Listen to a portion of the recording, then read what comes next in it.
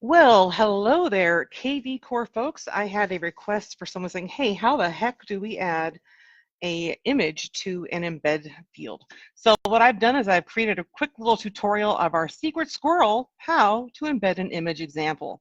So this is really easy. Myself, I have rarely done HTML, so I learned something here myself, and it's not as difficult as one might think. It's not as daunting. Once you kind of clicks with you, you're like, oh, okay, I got it. So don't be intimidated, because I was a little scared and now I'm just fine. So what we're going to do is we're going to create a code that we can place into our embed field. So what we're looking at here is the link of which we would be using within that embed field. Now, what we're going to look at today is within the custom pages, but this could also be the embed field on your blog and so forth. Now, when we look at this, in between the quotation marks here is the actual link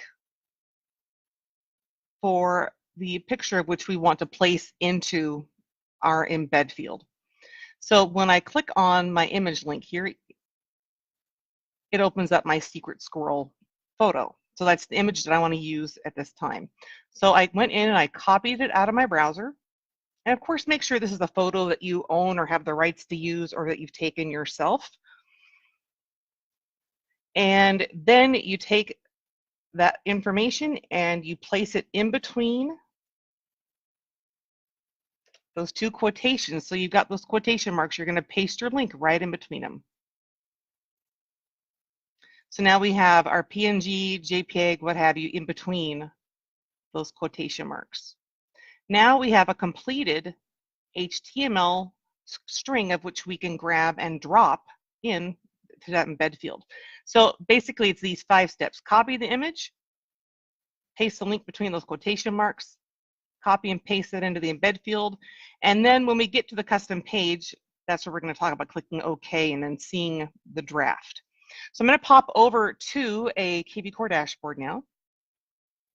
And what I did is I went via KV Core dashboard to Web and IDX down this left-hand side. And then I looked over here to the right where it says Custom Pages, and I just clicked View, Edit.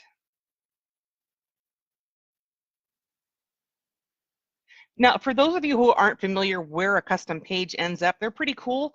I'm going to go ahead and open up my website on my test account here and show you where those end up, because you can really customize these and do a lot of things. So this resource tab here and this other section that I named, we're looking for movers and shakers. I mean, you can name these pretty much anything you want to. But you can see I have all of these resource stories in here. And here's my secret squirrel one with, of course, the secret squirrel there. So you have the ability to drop this content in, and then you have a unique link up here that then you can utilize and leverage in your advertisements, in retargeting, in landing pages, what have you. So you've got a unique place to keep something and a unique link of which to send people to it. And of course, both of those will always send people right back to you. Now, when we go back to the dashboard, we're going to click New Page. And then, of course, you would title it.